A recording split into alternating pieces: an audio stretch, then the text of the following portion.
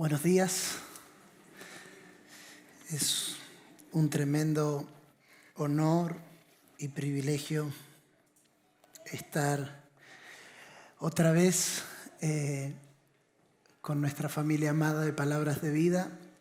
Gracias, Apóstol Ben, Apóstol Tere, por la confianza y el privilegio de compartir con la familia, y hago extensivo todo lo que dijo papá al principio. Gracias por ponerme a predicar después de papá, te lo agradezco mucho, profundamente, con todo el corazón.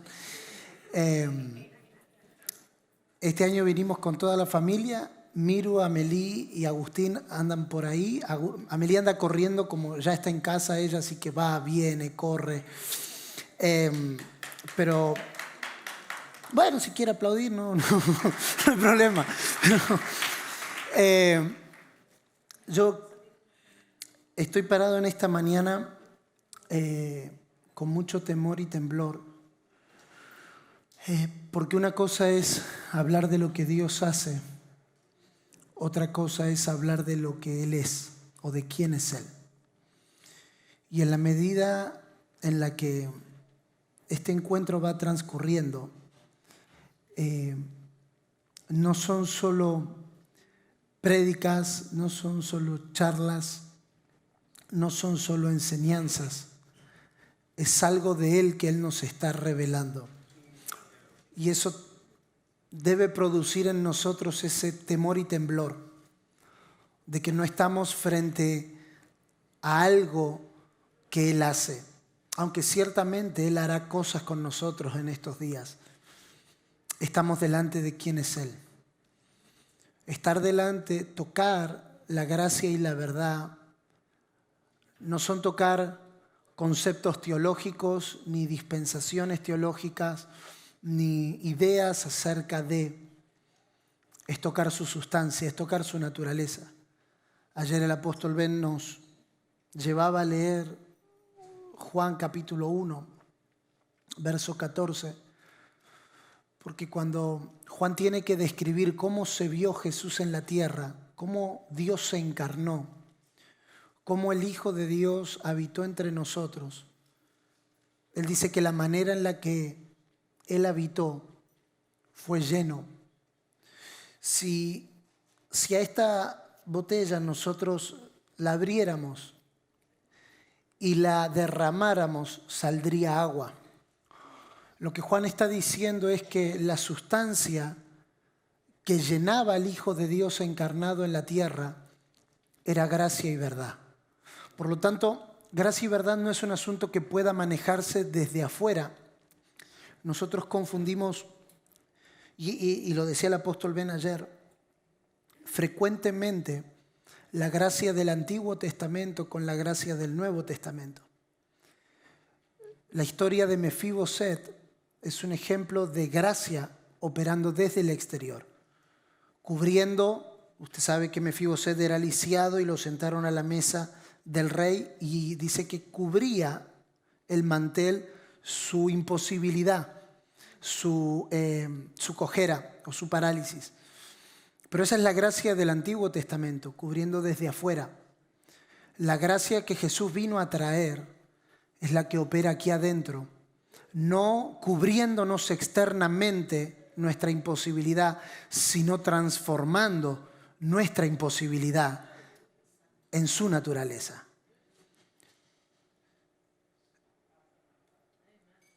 Vamos a leer juntos. Esta es la introducción, lo vamos a continuar en la noche, pero acompáñenme a leer Hebreos capítulo 9, versículo 9 y versículo 10. Tenemos que entender que muchas veces fe es hablar a veces de cosas que no entendemos. En parte conocemos y en parte profetizamos, en parte hablamos con fe. Ese hablar con fe a veces incluye hablar de cosas que no entendemos. Pero hay un momento, diga conmigo por favor, hay un momento donde Dios nos llama a inquirir, a indagar y a escudriñar para que ya no hablemos por lo que no entendemos, sino que hablemos por aquello que entendemos. Por la fe entendemos, Hebreos capítulo 11, verso 3, por la fe entendemos que el universo fue constituido, de modo que lo que se ve, y esa es la explicación de la fe. La fe nos lleva a entender.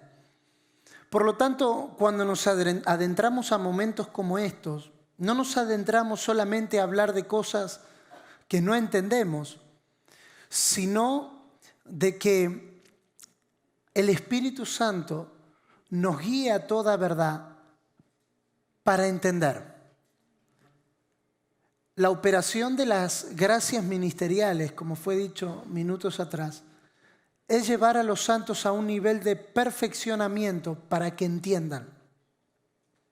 Todo lo que no entiendo, no puedo disfrutarlo. Todo lo que no entiendo, no puedo usarlo apropiadamente. Yo no sé si ustedes vieron, hace un par de años se viralizó una publicidad, cuando recién salían las tabletas electrónicas, las iPad y demás, de una hija llamando a su papá, diciéndole, el papá estaba en la cocina picando cebolla, y la hija lo llama y le dice, papá, ¿cómo estás? Bien, muy bien, hija, todo bien por acá. ¿Qué estás haciendo? Estoy cocinando. Oh, qué bueno. Le dice, ¿te sirvió el iPad que te envié de regalo? Y entonces el padre le dice, sí, la estoy usando de una manera extraordinaria, es muy útil. Y la cámara se aleja y sobre lo que el padre estaba picando cebolla era sobre el iPad. Porque lo que no entiendes, no puedes disfrutarlo. Lo que no entiendes, no puedes usarlo apropiadamente. Cuando no entendemos la naturaleza del Evangelio, es muy fácil utilizarlo para otros fines.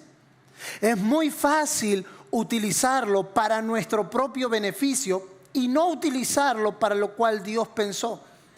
Por lo tanto, el punto de toda gracia ministerial, y entiendo que esta mañana hay mayoría de pastores y de líderes presentes, el fin de toda gracia ministerial es entender antes de usar. Porque lo que no entiendo no lo puedo usar apropiadamente. Cuando no conozco el propósito, el abuso será inevitable. Cuando se desconoce el propósito, el abuso será inevitable. Y abuso no me refiero a un extremismo, abuso me refiero a un mal uso.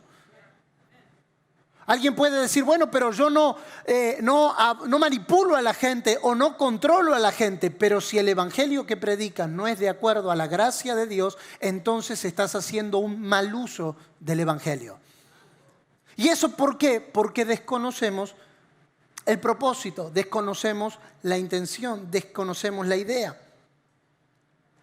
Hebreos capítulo 9, versículo 9 dice, lo cual es símbolo para el tiempo presente, según el cual se presentan ofrendas y sacrificios que no pueden hacer perfecto en cuanto a la conciencia al que practica ese culto. ¿Puede leerlo conmigo, por favor, bien fuerte en esta mañana? Lo cual es símbolo para el tiempo presente, según el cual se presentan ofrendas y sacrificios que no pueden hacer perfecto en cuanto a la conciencia al que practica ese culto. Verso 10, por favor. Ya que consiste solo de comidas y bebidas, de diversas abluciones y ordenanzas acerca de la carne, impuestas hasta el tiempo de reformar las cosas. La carta a los Hebreos probablemente sea la carta más violenta de todo el Nuevo Testamento. Hay ciertas, no me voy a meter en vericuetos, hay ciertas discusiones si quién fue el autor o a quién fue dirigida, si fue una homilía, si fue una epístola. Hay varias discusiones alrededor. Escuché hace un par de años atrás a un maestro de la palabra decir que desde su perspectiva una de las razones por la cual el autor a la carta o el autor de la carta a los Hebreos no decía su nombre era por la violencia de lo que él decía para los judíos convertidos del primer siglo. Cuando usted lee toda la carta a los Hebreos, el primer capítulo es una carta sobre la supremacía de Cristo, el Hijo, como se nos leía ayer, el resplandor de la gloria. Pero en la medida en la que va transcurriendo la carta, él se encarga de quebrantar y de golpear cada uno de los fundamentos de la tradición judía y de cosas que el Señor había instituido, pero mostrándola en contraste ahora con la supremacía del Hijo. Y Hebreos esconde una palabra que desde mi perspectiva, sujeta a modificación, encierra todo el espíritu de lo que el autor a los Hebreos quiere transmitir. Desde mi humilde entendimiento, lo que el autor a los Hebreos busca transmitir es el llamado a la iglesia hacia la perfección. El problema que el autor plantea es que todas esas cosas que fueron buenas y que fueron necesarias y que Dios las instituyó, no te pueden hacer perfecto en cuanto a la conciencia. Te hacen perfecto en cuanto al culto. Israel desarrolló un sistema complejo de culto, de práctica, de rito, de ofrenda, de esfuerzo humano disfrazado de espiritualidad, pero su conciencia seguía siendo impura delante de Dios. ¿Qué es lo que él está mostrando con estas definiciones o con estos pasajes? Él nos está diciendo, señores, hay cosas que fueron símbolos, pero los símbolos no pueden madurarte. Si queremos madurar, si queremos presentar perfecto en Cristo Jesús a todo hombre, debemos desarraigar a una generación del simbolismo. ¿Qué es el simbolismo? El simbolismo es todo aquello externo que me impide ver a Cristo, que representó, que mostró, pero que no es la expresión plena. No hay madurez donde nos aferramos a los símbolos. No hay madurez donde nos aferramos a las cosas externas y no a la operación interna. El autor a los Hebreos tiene que decirles, señores, ustedes se enamoraron de la ofrenda, ustedes se enamoraron del rito, ustedes se enamoraron de las diversas abluciones, ustedes se enamoraron de la costumbre, pero perdieron la sustancia. Lo cual es símbolo para el tiempo presente. Pero ¿cuál es la debilidad de la ley? La debilidad de la ley es que te muestra el pecado, pero no te da el poder para resolverlo. Es que te dice, tú no puedes, pero no te hace nada para que tú puedas hacerlo. El problema de edificar a una generación en las cosas externas es que se aprende el culto hacia afuera, pero la conciencia. Déjeme traer una definición de ayer. La naturaleza sigue siendo anti Dios.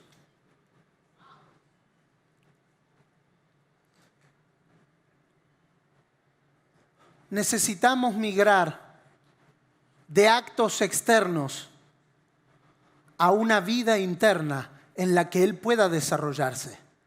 Dios no quiere que seamos perfectos en cuanto al culto. Bueno, yo ya sé cómo es esto, tengo 20 años dentro de la iglesia, son 3 rápidas, 2 lentas, el agradecimiento, la ofrenda, 45 minutos de la palabra, sé cómo discipular, sé cómo orar, sé cómo liberar a un endemoniado, sé cómo sanar enfermos porque lo aprendí. Y este es el problema de Israel, lo que Dios había instituido lo habían ritualizado. Y ya era automáticamente. Claro, el problema es que todo aquello que se ritualiza externamente no pasará mucho tiempo hasta que termine en corrupción. Y eso es lo que Jesús confrontó. Cuando Jesús llega al templo, Él ve cambistas. Él ve gente que decía, no traigas tu sacrificio desde lejos, yo te lo vendo a un precio mejor. Todo lo que nosotros vemos hoy en nuestros días no es nuevo, porque siempre que no haya una operación interna de la vida de Dios, comenzará a haber rituales externos que aparecerán mejores postores para desvirtuar lo que Dios estableció. Entonces nos volvemos perfectos en cuanto al culto. Y yo solo quiero, es la introducción, vamos a ir a los 4 temas de esta mañana, pero nos volvemos perfectos en cuanto al culto, pero no desarrollamos una conciencia de perfección. ¿Cómo se alcanza una conciencia de perfección? Por el crecimiento, desarrollo y formación de su naturaleza en nosotros. La deficiencia del sistema de la ley es que no podía ser perfecto en cuanto a la conciencia al que practica el culto.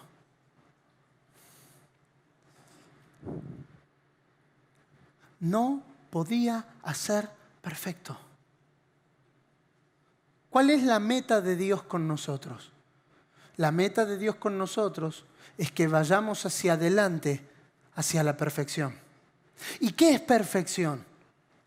Perfección es una imagen más clara, más nítida, más real del Hijo de Dios en nuestros días. ¿Cuándo podemos decir que la iglesia alcanza perfección? Cuando Cristo es visto más claramente. Cuando Él es visto más claramente. Que no pueden hacer perfecto en cuanto a la conciencia al que practica el culto, ya que consiste solo de comidas y bebidas, de diversas abluciones y ordenanzas acerca de la carne, impuestas hasta el tiempo de reformar las cosas. El tema del cual nos habla este escritor en este libro es perfección. Y lo que nos quiere decir es que ningún símbolo puede madurarnos. Ahora, si hay algo que tienen los símbolos, es el poder que tienen de preservar y perseverar la cultura de las personas. No me quiero meter en esto profundamente porque quiero entrar al tema, pero el problema del símbolo, el problema de lo externo, es que te impide alcanzar madurez. Porque total, la serpiente de bronce siempre va a estar. Porque como nos fue dicho esta mañana, total, el maná va a estar. Total, todo aquello que es símbolo va a estar y no necesito alcanzar madurez. Pero Dios tiene que remover, porque la iglesia no es llevada por cosas externas. La iglesia es guiada por el Espíritu de Dios que reside en cada uno de los que han nacido de nuevo.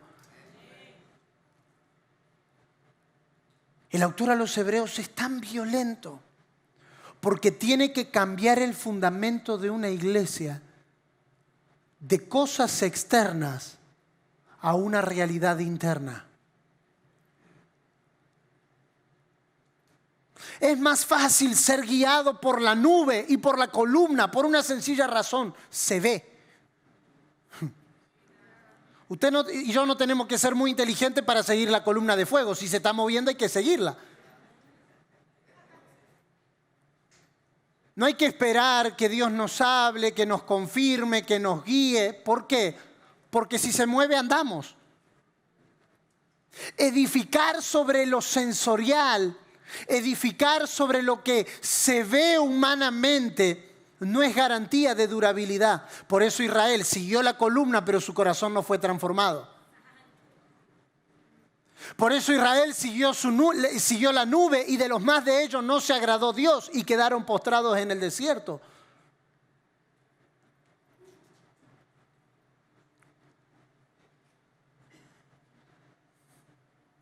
El autor les advierte claramente: el símbolo no te deja madurar.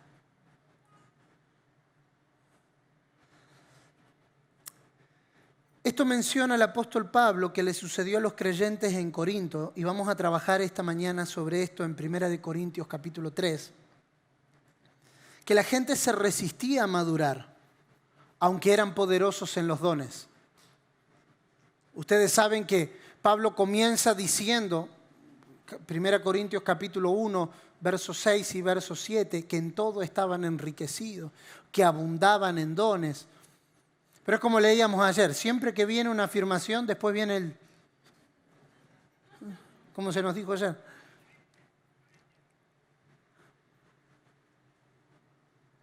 Pero oí por los de Cloé, que hay entre ustedes celos, contiendas, divisiones, que aunque están llenos de buenas cosas y hay abundancia de todo, se están resistiendo a madurar. Y el capítulo 3, verso 1, comienza con una definición del apóstol Pablo tremenda. Quise hablarles como espirituales.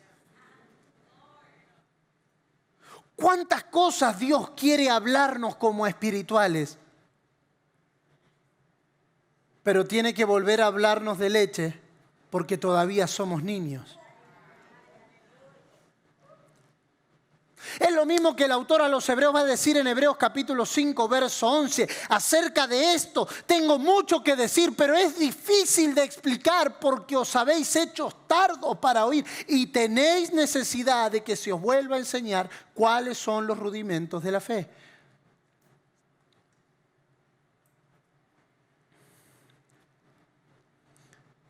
La iglesia de Corinto se resistía a madurar. Pero cuando vamos más profundo, vamos viendo que en sí a lo que se resistían era ser reformadas. Entonces Dios tiene que crear este sistema de gracia y verdad. Que este sistema de gracia y verdad le vamos a llamar en esta mañana un sistema de reforma. El elemento más poderoso de la reforma, y no quisiera que nuestra mente se vaya a 1517 automáticamente, sino a Hebreos capítulo 9, verso 10, hasta el tiempo de reformar, hasta el tiempo de hacer volver las cosas a la forma original, hasta el tiempo de volver a lo que Dios diseñó. Hay un tiempo donde Dios permite. Hay un momento donde Dios deja que las cosas de niños sean cosas de niños, pero hay un momento donde dice es tiempo de reformar. ¿Quieren seguir peleando? ¿Quieren seguir en contienda? ¿Quieren seguir en divisiones? Bueno, yo vengo a decirle, hasta acá se terminó, dice el apóstol Pablo. Y él reclama derechos sobre la iglesia de Corinto para decirles, señores, el tiempo de la inmadurez se terminó porque hay conversaciones que Dios quiere tener con nosotros, pero necesitamos ser reformados. ¿Y cuál es el sistema que Dios utiliza para reformarnos? Gracia y verdad. ¿Por qué Él utiliza gracia y verdad? Porque no son cosas externas, sino que son operaciones internas. Reforma no es cambiar la liturgia de la reunión. Liturgia no es cambiar las canciones, no es hacerlo más atractivo, no. Reforma es que cambie aquí, que sea transformado aquí, la sustancia de la cual se desprenden todas las cosas. Usted conoce la frase, aunque la mona se vista de seda, mona se queda. Y nosotros nos hemos acostumbrado a domesticar a Adán y Adán tiene que morir, no puede ser domesticado. El fin de Adán es la cruz. El viejo hombre no cambia por comportamiento, como nos decía ayer el apóstol Ben. ¿Cuántos de nosotros hemos dicho, esta semana voy a ayunar más? Esta semana voy a orar más. Esta semana voy a predicar más el evangelio. Y todo lo que nosotros queremos hacer externamente se diluye en el tiempo. Es como todo lo que hemos dicho en algún momento de nuestra vida. El lunes arranco la dieta. Coca-Cola, de ti me despido hoy. Y voy a arrancar. Sí, pero nos damos cuenta que con autodisciplina no es suficiente.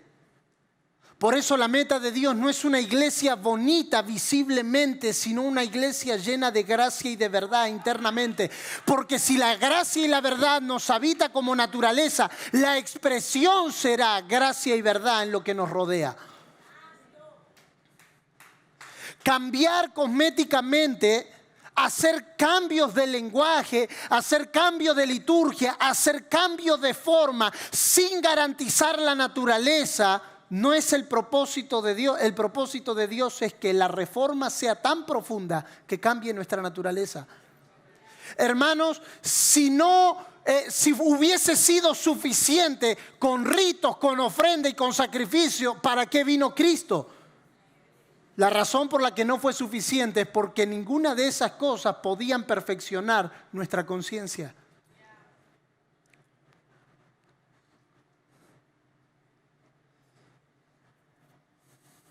¿Qué cosas hay que reformar? Hay que reformar lo que no me gusta.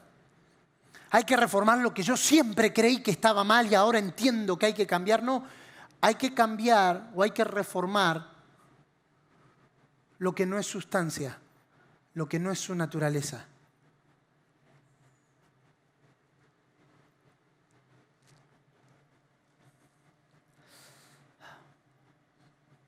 Cuando el Señor Jesucristo ascendió, no mandó a los discípulos, sino al mundo. Id por todo el mundo y predicad el Evangelio. ¿Por qué? Porque el poder explosivo del Evangelio tiene proporciones globales. Puede afectar todo el mundo. ¿Por qué hablamos de reformar o por qué hablamos de transformar o por qué hablamos de volver al diseño original? Porque hay un impacto que se nos perdió en el camino y es el impacto de todo el mundo. Y todo el mundo no tiene que ver solo con misiones o con viajar o con entrar a nuevas ciudades. Todo el mundo tiene que ver con todo lo que Dios nos asignó. Sabemos el evangelio que se nos reveló por lo que creemos que podemos resolver con ese evangelio. ¿Por qué Dios está tan interesado en que la iglesia madure? ¿Por qué el énfasis ha estado en el último tiempo en madurez, en perfección, en avance, en ir hacia adelante? Porque hay cosas que resolver que no son de carácter personal, hay cosas que hay que resolver que son de carácter global.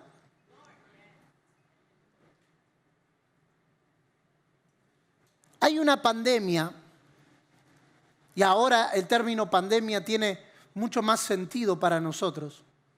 Pandemia es algo que pasa en todo el mundo. Hay una pandemia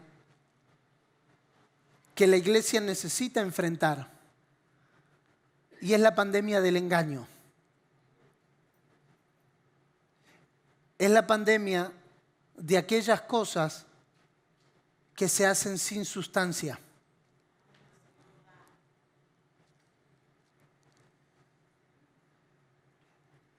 Es la pandemia de aquellas cosas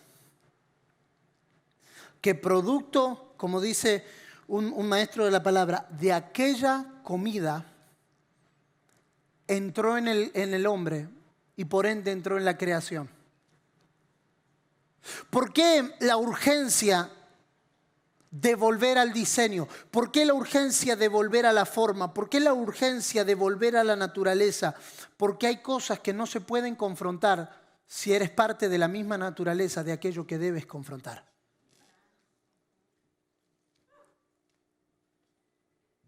¿Por qué Jesús pudo confrontar el engaño en sus días? Porque su naturaleza no era como la de los hombres de aquellos días. Hace muchos años atrás escuché una frase de un predicador que dijo: tú no puedes cambiar aquello de lo cual eres parte.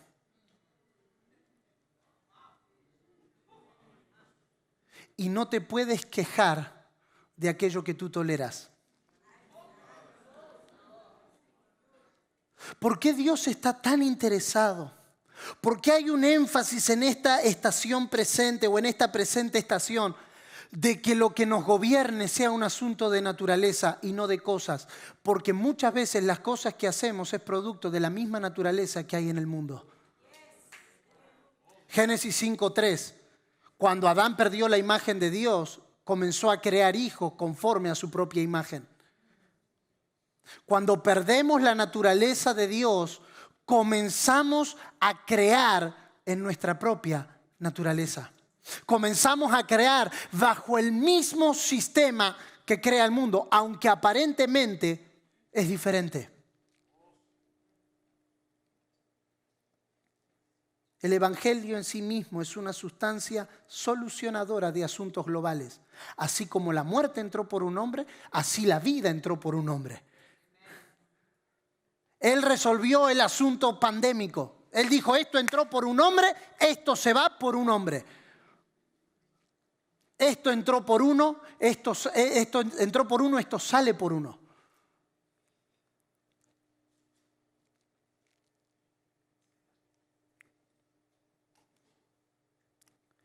Es importante recordar, antes de que entremos al tema, que lo que comienza con una sustancia termina con una estructura. La razón por la que hoy tenemos una estructura de engaño en nuestros días, en todas las áreas y en todas las esferas, es porque un día comenzó como una sustancia.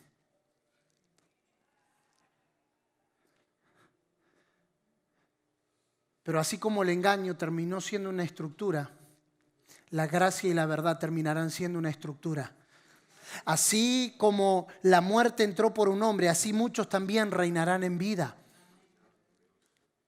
Porque lo que comienza como sustancia termina como estructura. Hace como 10 o 12 años atrás, mi papá nos enseñó cómo la serpiente de Génesis termina siendo el gran dragón en Apocalipsis. Cómo aquello que era insignificante en términos de tamaño termina siendo tan grande al final. Y nos llevó a aquella maldición: polvo comerás. El polvo es el hombre sin gloria.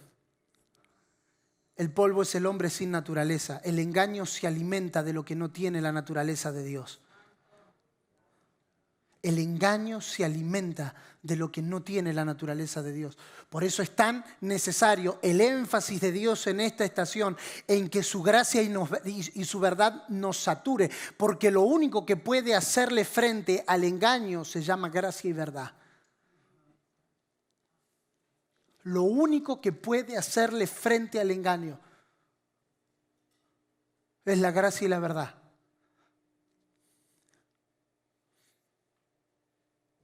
La única enfermedad que sufre el ser humano es el engaño.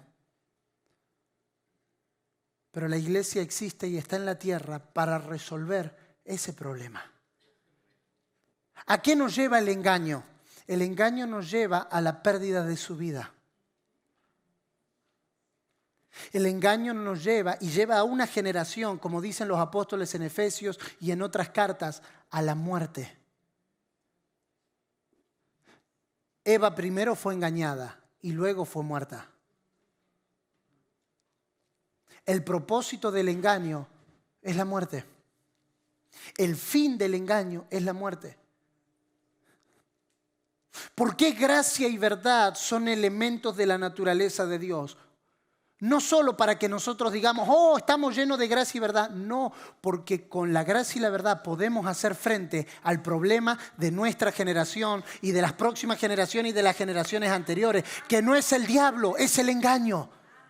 El problema de la iglesia no es el diablo. El problema de la iglesia es cuando es desviada de la verdad. Segunda de Corintios capítulo 11. Me temo que como la serpiente con su astucia engañó a Eva, vuestros sentidos sean extraviados de la sincera fidelidad a Cristo. ¿Cuál es la única operación del engaño? Llevarnos a una ausencia de fidelidad de Cristo.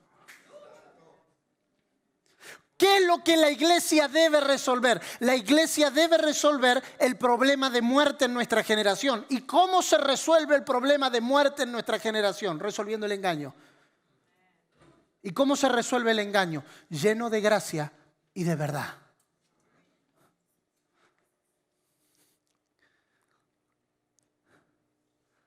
Estamos frente a un mal pandémico. Estamos frente a un mal que ha tocado toda la tierra, las generaciones pasadas y las generaciones futuras, si no revertimos eso como iglesia. Ahora, podemos pasar toda la vida atacando los males, o podemos identificar por el Espíritu cuál es el mal. Se nos fue dicho recién, los males no son los frutos. No pasemos toda la vida resolviendo problemas de frutos.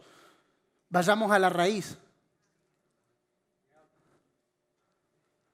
Porque se nos va toda la vida resolviendo problemas de frutos, males.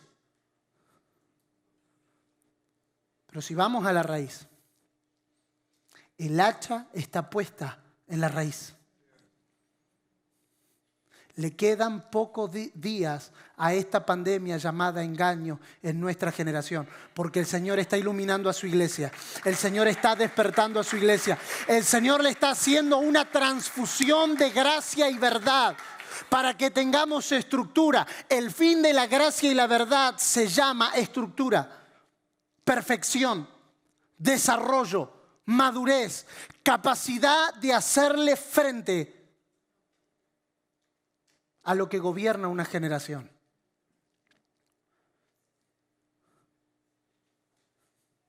Debemos decidir si vamos a resolver los males o si vamos a atacar el mal.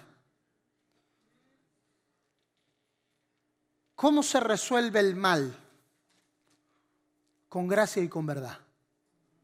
La gracia no es una dispensación teológica ni una doctrina bíblica, es la naturaleza misma de Dios impartida a nosotros. No es algo que Él hace, es algo que Él es. Y aquí está nuestro primer punto. Son solamente 4.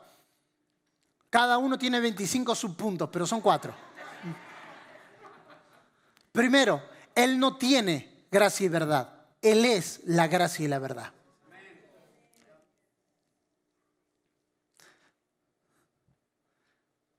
Es la tentación de amarlo por lo que Él hace o por lo que Él tiene y no por quién es Él. Yo no quiero ir tras sus manos, quiero ir tras su corazón.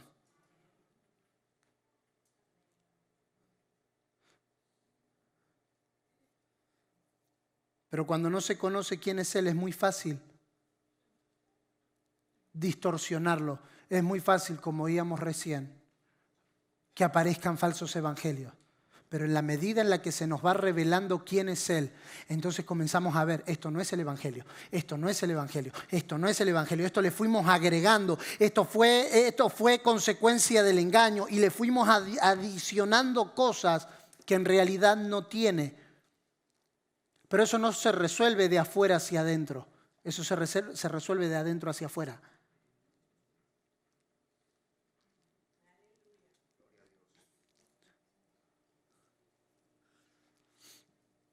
Cuando no conoces el propósito, el abuso es inevitable. Un teólogo muy respetado del siglo XX, no lo voy a pronunciar bien porque no hablo alemán, pero Dietrich Bonhoeffer. Ok, el apóstol Ben habla alemán, gracias apóstol Ben. Dijo que, y si lo podemos poner en pantalla, creo que estaba, solo si se puede, pero dijo que la gracia barata es la predicación del perdón sin el arrepentimiento. Es el bautismo sin la disciplina de una congregación. Es la cena del Señor sin la confesión de los pecados. Es la absolución sin la confesión personal. La gracia barata es la gracia sin el discipulado. La gracia sin la cruz. La gracia sin Jesucristo vivo y encarnado.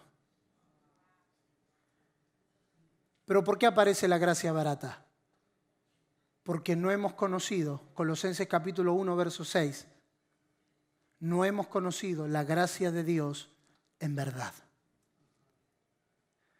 Quien no conoce la gracia de Dios en verdad no tiene problemas en hacerla barata. No, es muy complejo. No, es demasiado difícil. Sí, claro, es complejo. ¿Sabe por qué es complejo? Por lo que puede resolver. La complejidad del evangelio no es en su dificultad. La complejidad del evangelio es en lo que puede resolver. La gracia comienza personalmente, pero no puede terminar personalmente. Por eso es incompleto, como oíamos ayer, decir la gracia de Dios me perdonó de mis pecados, porque no puede terminar ahí. Te perdonó de tus pecados, pero no es para que termine ahí. Comienza individualmente, pero tiene que terminar pandémicamente porque hay que resolver un asunto global. Por lo tanto, la medida de gracia que se forma en nosotros es la medida de gracia que se exporta de nosotros. Es la medida de Cristo que se ha formado en nosotros. Es la medida de Cristo que se ha desarrollado. Es la medida de Cristo que ha aumentado. Pero no puede terminar ahí. Cuando la gracia es solo personal, terminará siendo barata.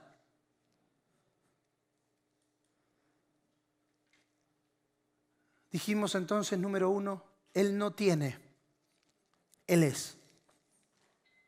Número 2, todo lo que Él hace lleva gracia y verdad como naturaleza.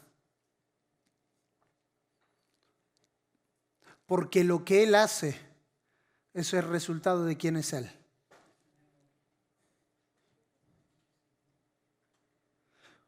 Cuando Dios hizo al hombre, lo creó con un poder controlado bajo un ámbito.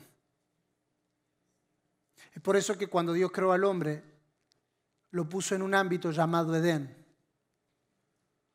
Un ámbito que experimentaba el gobierno de Dios. Pero usted se puso a ver que Dios nunca le avisó a Adán que había en el huerto una serpiente. Dios solo le dio una instrucción. La instrucción debía de ser obedecida. Él no le avisó sobre la serpiente, porque si tú permaneces bajo su gobierno, la serpiente no es un problema. ¿Para quién se convierte en un problema la serpiente? Para aquel que dejó de obedecer. Y la consecuencia de que alguien deje de obedecer es que será engañado. Gálatas 3:1, oh Gálatas insensatos, ¿quién os fascinó para no obedecer a la verdad? La palabra fascinó allí es muy fuerte porque es la palabra hechizó. ¿Quién los distrajo?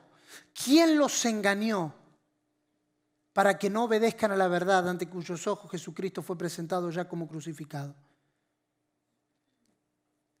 Dios no le advirtió a Adán que había una serpiente, porque las serpientes no son peligrosas si obedecemos al Padre. No hay necesidad de saber de la serpiente si yo obedezco al Padre.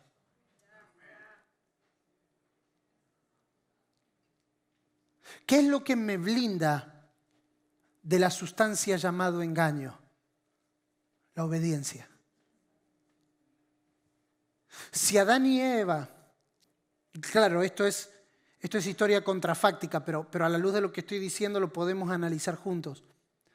Si Adán y Eva se hubiesen mantenido bajo el ámbito donde Dios gobierna, la muerte nunca hubiese entrado.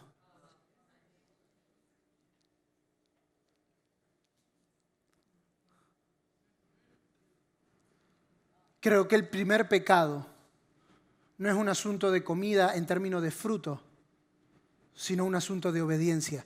Ellos no obedecieron. Ellos se salieron del ámbito donde Dios gobierna. Solo que el ámbito donde Dios gobierna está lleno de gracia y al mismo tiempo está lleno de verdad. No es la una o la otra, son las dos. Tú no puedes separar la gracia de la verdad. Adán, ¿dónde estás? Segunda pregunta, Adán, ¿quién te enseñó? Esto es convicción personal. Yo creo que si Adán se hubiese arrepentido y hubiese dicho, Señor, tú me hiciste a mí administrador y yo decidí comer, la historia hubiese sido diferente. Y ahí vemos la primera manifestación de la gracia de Dios, la primera manifestación de la gracia de Dios matando a ese animal y haciéndole vestidura de pieles. Pero la misma gracia de Dios también va acompañada de su verdad. Y la verdad es, Adán, desobedeciste, tienes que salir.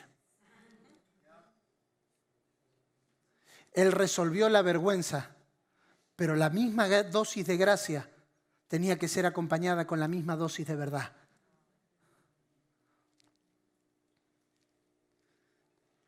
Gracia y verdad van de la mano y están en el ámbito donde Dios gobierna. ¿Por qué Dios nos está llamando de vuelta a su gobierno? Porque donde Él gobierna hay gracia y verdad. Donde Él gobierna hay gracia y verdad. Hermano, esto es tremendamente, y lo vamos a ver en unos minutos juntos. Para todo lo que Él nos llame, siempre habrá gracia y verdad. Solo debemos garantizar que sea lo que Él nos llame. Todo lo que Dios hace,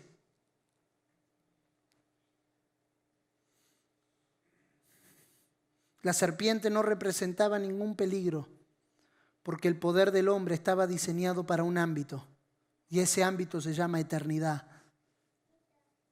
La vida eterna tiene que ver con calidad de Dios, tiene que ver con el ámbito de Dios.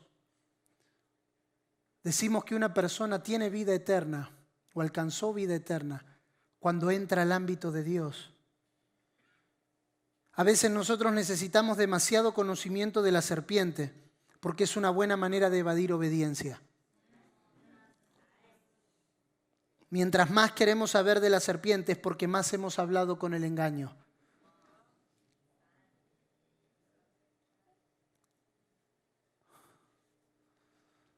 Cuando más nos perdemos de lo que Él está edificando, más nos perdemos de la gracia y de la verdad y más somos distraídos, engañados, desenfocados. ¿Cuál es el problema de un líder engañado? Que todo lo que producirá será engaño. Por eso él no podía dar lugar a lo que la serpiente decía. Por eso Pablo vuelve a reflotar la idea de la serpiente en 2 de Corintios capítulo 11, verso 3 y dice, me temo. ¿Cuál es el temor de un apóstol? ¿Cuál es el temor de un padre en la fe? El temor de un padre en la fe es que los que están bajo a su administración coman del engaño. Porque entonces todo lo que hagan terminará en muerte. ¿Por qué somos llamados a comer a Cristo? ¿Por qué somos llamados a disfrutar de Cristo como la gracia y la verdad? Porque es el blindaje contra el engaño y al mismo tiempo es el arma contra el engaño. Para eso vamos a adentrarnos al punto 3. Parece que vamos rápido, pero el 3 tiene varios puntos. No se emocione. 3. Para todo lo que Él nos mande edificar, siempre habrá gracia y verdad. Para todo lo que Él nos mande edificar, siempre habrá gracia y verdad. Pero la razón por la que muchas de las cosas que edificamos carecen de su naturaleza es porque no nacieron de Él. Dios no sustenta lo que Él no crea. Dios no está comprometido con mi invento, Dios está comprometido con su diseño. Todo lo que yo cree, yo debo de sostenerlo. Pero todo lo que Él cree, Él lo sostiene. ¿Por qué la iglesia se ha sostenido en 2000 años de persecuciones, de afrentas? Hay un libro muy interesante que la primera vez que conversé con el apóstol Ben me lo recomendó, que cuenta en su primer capítulo la historia en la iglesia en China. Cómo cuando la dictadura comunista toma el gobierno, la dictadura de Mao toma el gobierno, y la primera medida que tiene es expulsar a todos los creyentes misioneros de China. Los misioneros salen preocupados porque dicen, ¿y qué será con la iglesia? Y se estima que había una población, no recuerdo el número exacto, pero era algo así como de 30.000 o 40.000 creyentes. Entonces ellos dicen, hasta que esto se termine, no tenemos ningún tipo de comunicación, no sabremos cómo encontrar cuando esto termine. Cuando termina la dictadura y ellos tienen permiso para volver a entrar, ellos iban literalmente preparados para tener que reevangelizar China. Y cuando llegan, se encuentran con que la iglesia en China había pasado de 30.000 personas a casi 300 millones. Y la iglesia habría crecido en cuevas, y la iglesia había crecido en lugares oscuros, en campos. Ustedes pueden leer el libro El hombre celestial, que cuenta la historia del hermano Jung y todo lo que se atravesó durante la época de persecución. Pero ese no es mi punto. Mi punto es por qué no se detuvo la iglesia. Porque lo que tenga su naturaleza nunca se detendrá. Lo que tiene su naturaleza, Él lo sostiene. Podremos no estar nosotros, pero si en lo que estamos edificando está su naturaleza, Dios reconoce. Dios pasa un escáner y dice: pastor, puedes no reunirte por 2 años, pero cuando se vuelvan a reunir verás la iglesia más grande. ¿Por qué? Porque lo que tiene su naturaleza, Él lo sustenta. Dios pasa un radar. Perdónenme que los tome de ejemplo a esta fila. Dios pasa el radar. Yo como los detectores de metales en los aeropuertos, pip, pip, pip, pip, pip, pip, pip. Si Él reconoce su naturaleza, Él está comprometido. Él no está comprometido porque yo abra una iglesia. Él no está comprometido porque yo empiece un ministerio. Él no está comprometido porque yo use los dones. Hermano, la iglesia de Corinto se estaba viniendo a pique llena de dones. Venía en caída, llena de dones. ¿Por qué? Porque tenía dones, pero no tenía su naturaleza. Entonces Pablo tiene que decirles: tengo que reengendrarlos y tengo que formar a Cristo en ustedes, porque si no, no pasan el radar. Y el problema de no pasar el radar es que Dios no está comprometido con lo que no tiene su naturaleza. Nosotros podemos hacer crecer la iglesia. Lo que no podemos decir es que es Dios. No es difícil, no es difícil. Ponga a alguien que hable bien, ponga a alguien que opere milagros, ponga a alguien que profetice con número de licencia, con número de documento, con número de pasaporte, con dirección de la casa, y yo le garantizo, eso se llenará, porque no es difícil. El punto está si tiene su naturaleza. El punto está en si tiene su naturaleza, porque Dios no reconoce. Y este era el punto con la iglesia la iglesia hebrea o la iglesia de los hebreos. El problema era que su naturaleza no había sido transformada. Entonces Dios pasaba el radar y decía: los veo haciendo sacrificios, los veo haciendo culto, los veo haciendo rituales, los veo haciendo abluciones, los veo lleno de símbolos, pero no veo a mi naturaleza, no veo a mi hijo. Por ende, Dios tiene que decirle: señores, esto se trata de que antes Dios te hablaba por profeta, pero ahora Él te habla por el Hijo. Y esa expresión, ahora nos ha hablado el Hijo, es una clave. Cuando usted estudia la palabra original, no dice nos ha hablado por el Hijo, dice nos ha hablado en Hijo. Es una clave, es una frecuencia. Es una naturaleza. Dios no busca al mejor predicador, Dios busca a su Hijo. Porque si su Hijo está, hermano, un Pedro te predica 2 mensajes y se convierte en 8,000. Nosotros a veces predicamos 8,000 sermones y se convierte en 2. Pedro era, como dice algún amigo mío, era medio bruto. Era del vulgo, no tenía oratoria. Él era pescador, considerada una de las labores más elementales de la pirámide social de Israel. Pero él tenía algo. Él tenía algo que los fariseos no tenían. Él tenía algo que los maestros de la ley no tenían. Él tenía algo que los doctores de la ley no conocían. Él tenía la naturaleza de Dios impartida en sí mismo por el Espíritu Santo. Entonces, cuando tú garantizas que lo que esté formando en la gente no sean buenos predicadores, ni buenos cantantes, ni buenos ujieres, ni buenos líderes, sino el Hijo de Dios en ellos, entonces hay garantía de que Dios lo va a sustentar. La garantía de que Dios va a sustentar lo que hacemos es que lo que hagamos haya nacido de Él. Porque Dios no responde a mi intención. Había una hermana en la iglesia, esto se está grabando, que decía: quiero cantar. Y la hermana no cantaba, ladraba. Pero ella decía, quiero cantar, quiero cantar. Y mi papá, mire, para que mi papá en su eterno amor y sabiduría le diga, hermana, no es el momento. Para que usted se dé cuenta. Para que mi papá le diga que no. Pero un día vinieron visitas a la iglesia. Y como hacen nuestros hijos cuando están los abuelos presentes, nos preguntan lo que a nosotros ya le hemos dicho que no. Entonces la hermana vino delante de mi papá y estaba el pastor invitado al lado y le dijo, pastor, hoy es Santa Cena y es aniversario. Yo quiero cantar.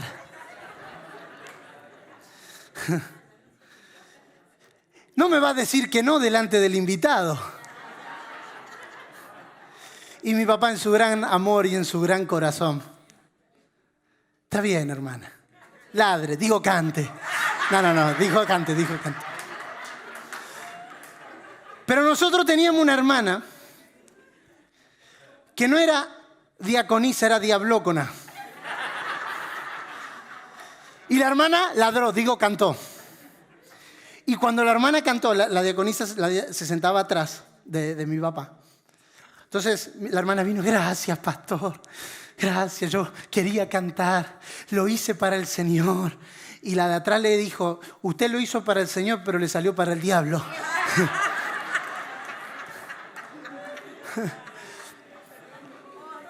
Porque a veces estamos llenos de buenas intenciones, pero sin su naturaleza no basta.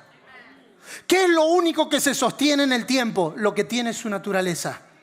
Lo que no tiene su naturaleza, lo que conversó con la serpiente, lo que se alimentó del engaño, lo que comió hombre sin gloria, tiene una sentencia. El día que lo comas, morirás.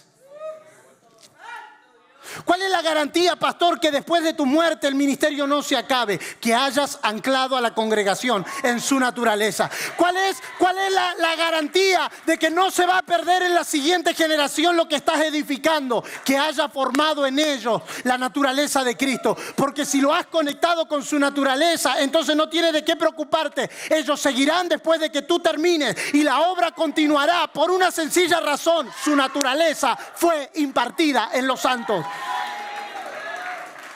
No somos llamados a transmitir información, porque a veces la información es una nueva manera de seguir diciendo las viejas cosas. Es una nueva manera de seguir diciendo lo mismo. Pero una naturaleza impartida. Oh, te aconsejo, Timoteo, me voy a ir, pero te aconsejo que avives el fuego del don de Dios que está en ti. Te aconsejo que lo que te fue impartido, por lo que fue impuesto en las manos por el presbiterio, eso lo hagas avivar, porque es la naturaleza que te va a sostener en los tiempos que vienen. Porque vendrán tiempos donde los hombres serán amadores de sí mismos, burladores, estafadores, codiciadores, ávaros. Pero tú no has seguido los 5 pasos para ser un buen predicador. Pero tú no has seguido 5 pasos para crear una cultura de generosidad en la iglesia. No, tú has seguido mi fe, tú has seguido mi amor, tú has seguido mi conducta, tú has seguido mi longanimidad, tú has seguido mi propósito. Todas cuestiones que pertenecen a la naturaleza. Conecta a la gente con la naturaleza de gracia y verdad. Y entonces lo que edifiques no se lo comerá el tiempo. Es muy triste ver ministerios que en la primera generación tocan el mundo y en la segunda generación se echan a perder. El dinero, las mujeres, los hombres, la fama, se los van comiendo. ¿Por qué? Porque todo lo que no está conectado en su naturaleza, Dios no tiene problema en descartarlo. Porque el único compromiso de Dios es consigo mismo. Señores, lo leyó ayer el apóstol Ben, los suyos no le recibieron y Dios no tuvo problema en matar en la cruz a los dos y hacer de los dos un solo hombre, porque para él lo suyo era más importante que los suyos. Señores, póngase por un momento en el lugar de la madre y los hermanos de Jesús.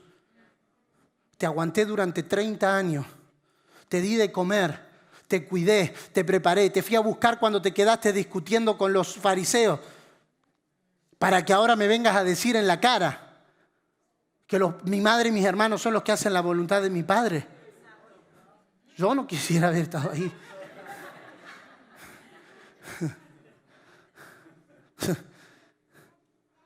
Pero para él, su naturaleza no se comprometía con los afectos personales.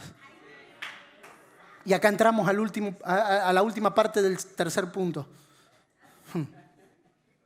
Antes de poder edificar con gracia y verdad como sustancia, tenemos que arrepentirnos de todo lo que edificamos sin ella. Por una sencilla razón: lo que no edificamos con su naturaleza no tiene garantía de durabilidad. Señores, el fuego lo quema todo. ¿Con qué edificamos? Porque con qué edificamos es más importante que qué edificamos. Porque las buenas intenciones te pueden hacer edificar lo correcto, pero solo su naturaleza te hace edificar con lo que Él quiere. Oh, pastor, ¿pero qué tiene de malo abrir una iglesia? ¿Pero qué tiene de malo fundar un ministerio de ayuda social? ¿Pero qué tiene de malo una banda gospel? ¿Pero qué tiene de malo? No, el problema no es qué tiene de malo, porque el problema no es lo que se edifica. El problema es cómo se edifica y con qué se edifica. Él no juzga intenciones de edificación, Él juzga materiales por una sencilla razón. Porque si lo que usted edificó es con los materiales correctos, el fuego no lo quema. Si usted edificó sobre lo correcto, COVID no te detiene. Pero si edificaste con madera, con heno y con hojarasca, el fuego lo pondrá a prueba. Y la sentencia es que no quedará nada. ¿Por qué la urgencia de reformar, según el autor a los Hebreos? Porque lo que se venía era fuego. Cuando usted ubica a Hebreos cronológicamente en la historia y comienza a ver los acontecimientos posteriores, usted comienza a entender por qué la urgencia de edificar con los materiales correctos.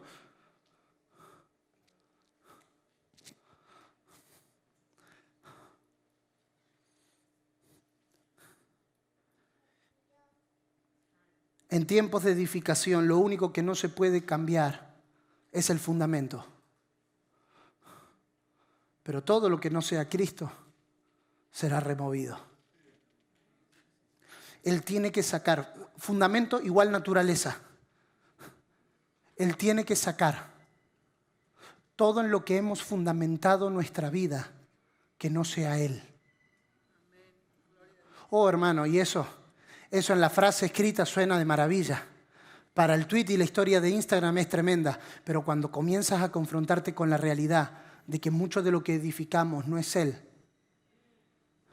entonces tienes que comenzar a decir: esa pared yo no la pinté así. Esa puerta Él no la quería así.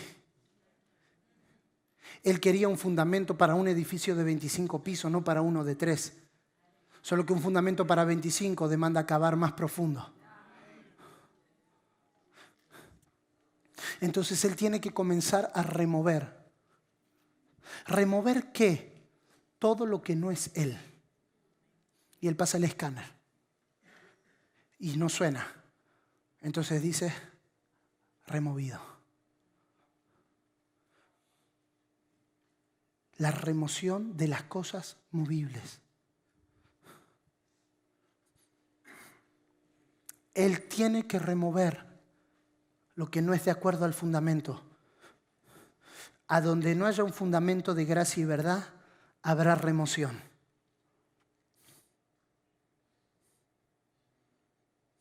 Primera de Corintios 3:11. Con esto vamos a cerrar. Primera de Corintios 3:11.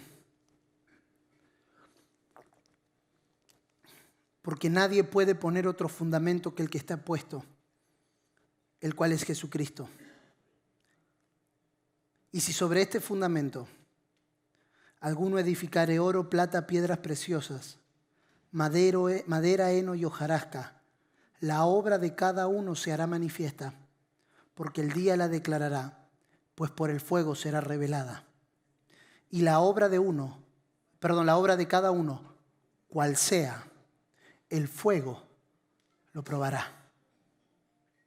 Cuando la obra que se edifica es con cosas naturales, la destrucción será inevitable. ¿Qué es edificar con madera, heno y hojarasca? Son cosas naturales que provienen de la carne, de nuestro esfuerzo y de nuestra intención. La madera, el heno y la hojarasca representan el conocimiento, la comprensión, los logros y la natural manera de vivir.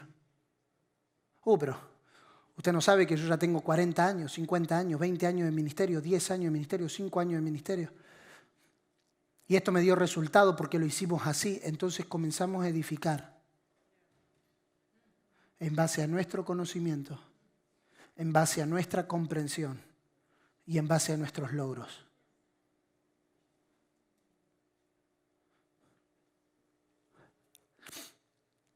Antes de edificar con gracia y verdad, tenemos que garantizar que lo que hayamos edificado hasta ahora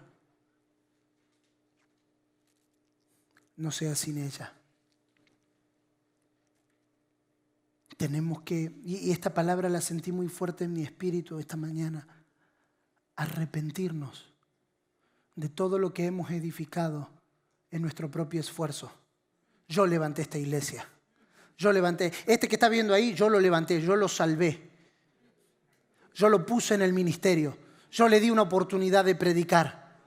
Usted no sabe cómo me he pelado el lomo predicando para que esta congregación se mantenga. Y entonces comenzamos a edificar basando en nuestro esfuerzo.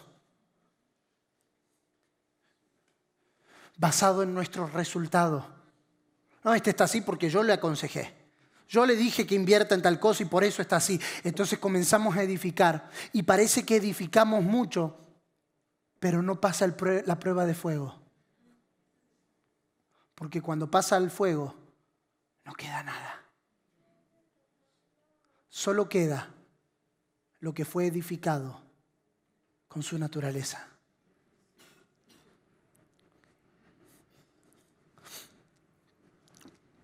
¿Por qué Dios permite fuego? Dios permite fuego para ver lo que estamos edificando, porque el fuego lo declara. Por eso dice Pedro, no se sorprendan. No se sorprendan cuando se hallen en medio de diversas pruebas, porque vuestra fe tiene que ser purificada como el oro. ¿Y cómo se purifica el oro? Con fuego.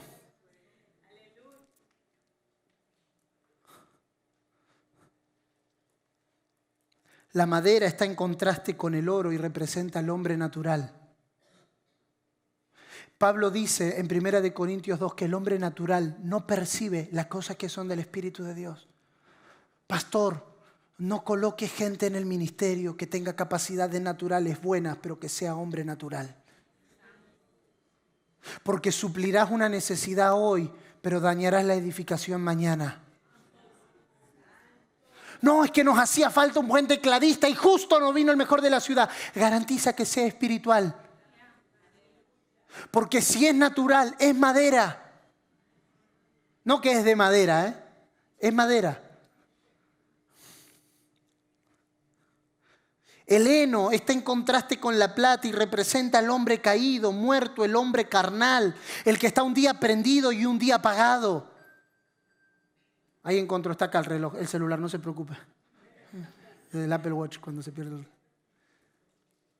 El hombre carnal, mire, le voy a decir algo que hasta no sé cómo se conjuga teológicamente esto, pero el hombre carnal es más peligroso que el natural y el espiritual.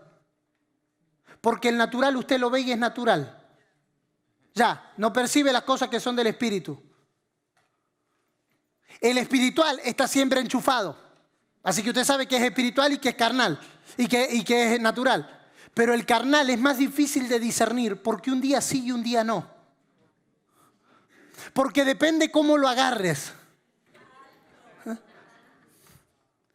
Porque si ese día está ungido, te da el mejor consejo de tu vida y prospera tu empresa. Pero si le vas a pedir un consejo y ese día lo agarraste en otra onda, fundiste la empresa.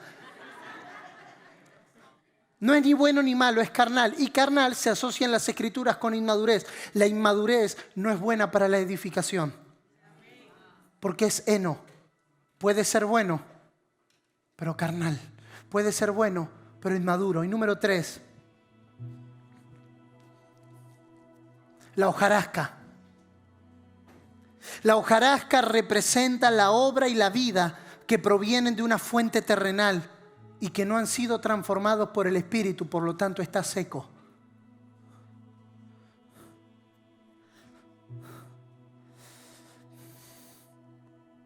Edificar con hojarasca es peor que edificar con madera y heno, porque entre algunos de sus aspectos figuran los celos, las contiendas, la envidia, los chismes, las críticas.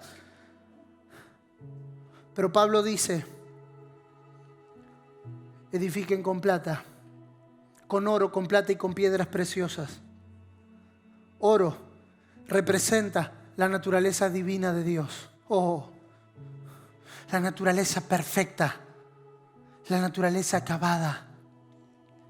Plata representa la obra redentora de Cristo en la cruz y el nuevo nacimiento, gente que ha sido regenerada. Y piedras preciosas, gente que está siendo transformada por el Espíritu Santo.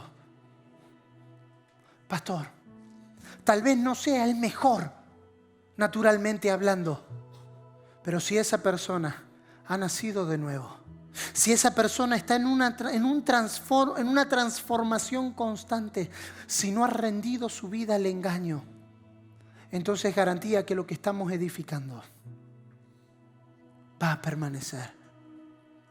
Cerramos aquí para decir, la iglesia se debe edificar únicamente con Cristo. No pongan ningún fundamento además de Cristo, dice el apóstol Pablo.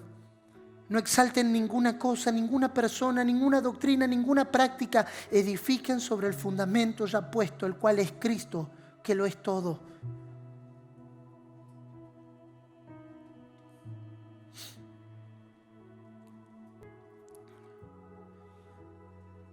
Y número 4,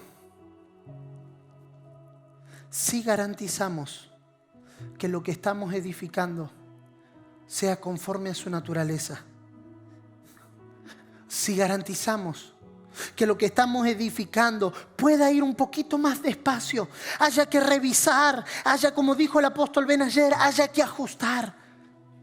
Tal vez nos movimos un poquito del fundamento.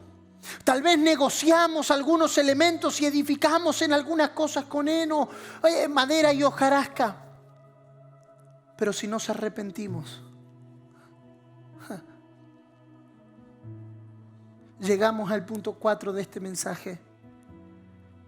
Cuando la gracia y la verdad se unen, lo que se produce es gloria.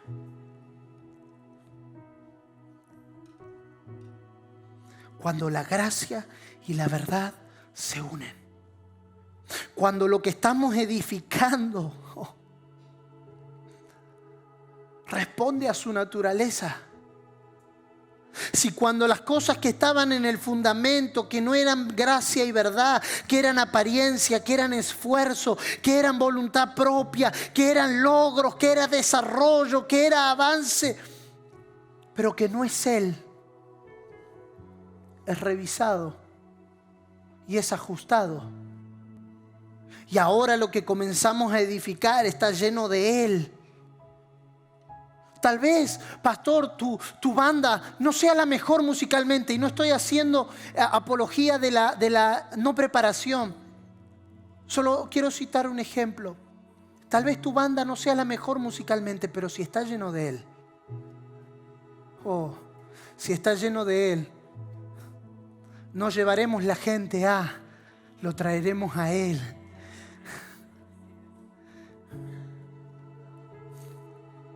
Solo una garantía, que lo que estamos edificando sea conforme a su naturaleza. Entonces, Juan 1:14 tiene otra relevancia. Y vimos su gloria. Ellos no dijeron primero de qué estaba lleno. El apóstol Ben lo decía ayer.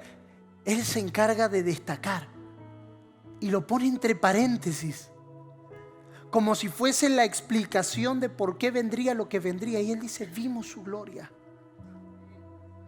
¿Cómo se ve la gloria de Dios en nuestra generación? Oh, hermano, no es la experiencia de un culto.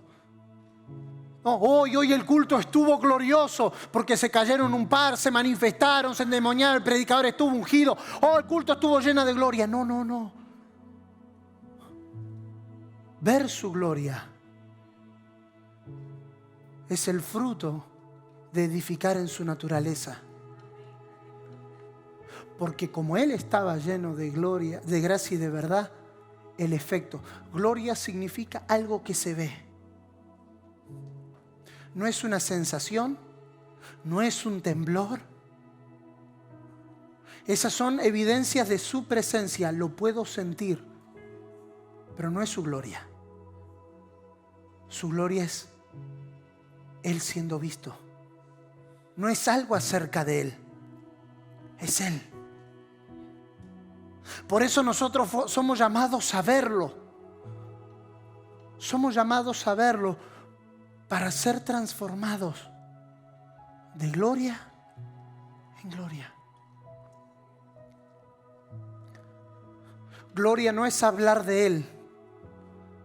Gloria es expresarlo a Él. No es cuánto hablamos de Él, tampoco es cuánto la gente siente o qué pasa con las reuniones. No, salgamos de esa definición emocional de gloria. Porque si no vamos a tener que alimentar los sentidos para que se note que la gloria está. Pero cuando la gloria está,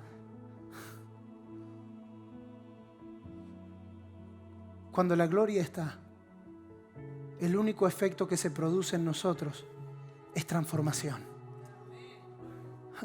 Hermano, estamos llenos de métodos para transformar a la gente y la gente no se transforma, porque lo único que garantiza transformación es ver su gloria.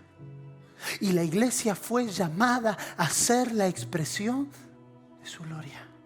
Gloria, y no es mi idea ni mi intención en esta mañana hacer un estudio profundo de la palabra gloria. Usted sabe lo que significa en el Antiguo Testamento y en el Nuevo Testamento. Usted sabe qué significa peso, alabanza, reputación. Quiero irme a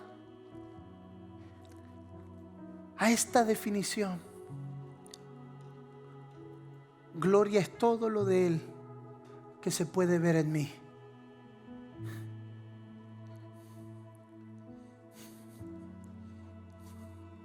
Es todo lo de Él que se puede ver. Ellos no dicen y sentimos la gloria y oímos la gloria y percibimos la gloria y nos emocionamos. No, nos dice y la vimos. Juan capítulo 1, en los versículos finales, 49, lo hablábamos estos días con mi esposa, en el 49 o por ahí, la historia de Natanael. Natanael, hemos encontrado al que nos anunciaron. Y Natanael dice, pero es de Nazaret, ¿acaso puede salir algo bueno de Nazaret? Y la respuesta de Andrés es interesantísima. Él no le dice, ve y escucha sus palabras para que sientas lo que nosotros sentimos. No, él le dice, ven y ve. Oh, ven y ve, ven y ve. Porque Jesús era la expresión de la gloria de Dios.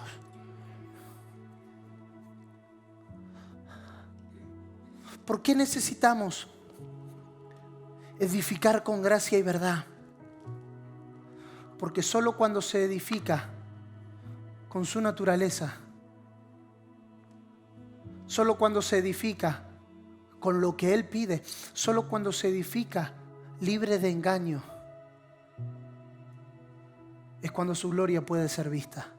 No nos faltan buenos predicadores, no nos faltan buenos cantantes, no nos faltan buenas iglesias. Falta que nuestra generación sea libre del engaño por ver su gloria. Hermanos, la historia de los últimos 300 o 400 años muestra los mejores predicadores, príncipes de predicadores, reyes de predicadores, creadores de movimientos que luego se transformaron en monumentos, pero había Dios. Pero lo que se edificó no lo reflejó a Él. Y si no lo refleja a Él, más tarde o más temprano, la serpiente se lo comerá.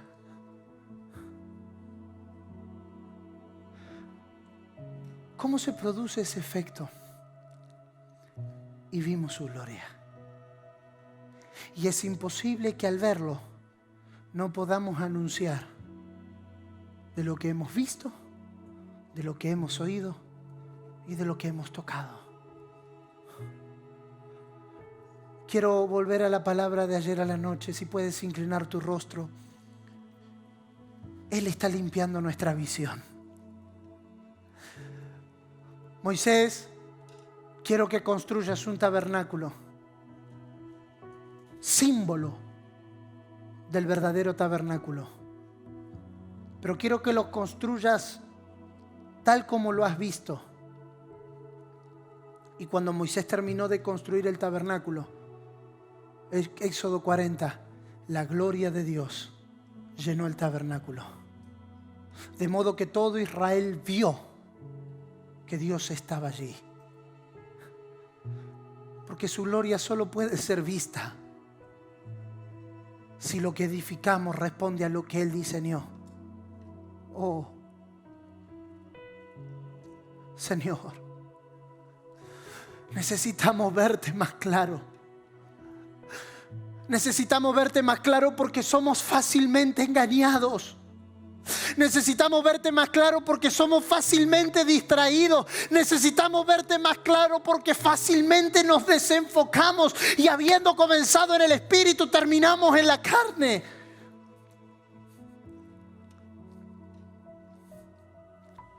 Señor, necesitamos verte. Puedes clamar allí donde estás por un segundo, porque creo que la operación más profunda de Dios en estos días será limpiar nuestros ojos para verlo. Para verlo, para verlo, para verlo. Y entonces tu oído será liberado de todo engaño. Y entonces tu olfato será liberado de todo engaño. Y entonces tu gusto será liberado de todo engaño. Y dejará de sentir apetitos por las cosas carnales. Porque la visión de Él, si puedes adorar a Dios allí donde estás, con tus manos, con tus palabras, con tu corazón rendido delante de Él, porque Él está yendo profundo, profundo, profundo, profundo, profundo, y muchos de nuestros fundamentos van a ser cambiados, y muchas cosas en el fundamento que edificamos sin gracia y verdad van a ser removidas. Pero no te asustes, esta remoción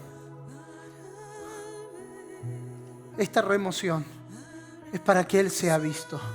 Señor, no quiero ser un buen predicador vacío de ti. No quiero ser un buen cantante vacío de ti. No quiero ser un buen músico, un buen discipulador. No quiero ser un buen profeta. No quiero ser un buen apóstol, ni un buen pastor, ni un buen maestro, ni un buen evangelista. Quiero estar lleno de tu gracia y de tu verdad. Y de su plenitud tomamos todo, gracia sobre gracia. Si puedes tomar en esta mañana de su gracia, porque hay abundantemente para todo y para todos. Sí,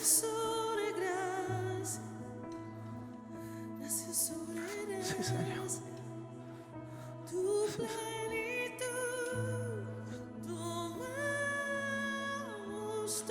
Limpia, Señor. Limpia, limpia. Limpia, limpia. Compramos de ti colirio. Compramos de ti colirio porque queremos venir y ver. No una prédica, no una canción, no un modelo. Queremos venir y ver tu gloria. Hacemos nuestro el clamor de Moisés. Muéstrame tu gloria. Muéstrame tu gloria. Muéstrame tu gloria. Y entonces Dios responderá: te mostraré a mi hijo. Te mostraré a mi hijo. Y el segundo paso será: te impartiré a mi hijo.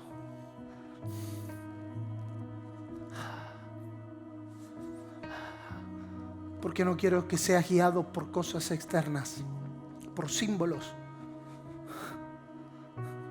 Quiero que vayas hacia la perfección en cuanto a tu conciencia, para que entonces mi gloria sea vista. Vamos, si puedes levantar tus manos y adorar al Señor allí donde estás. De tu plenitud tomamos todo. De tu plenitud tomamos todo. De tu plenitud tomamos todos. Gracias sobre gracia.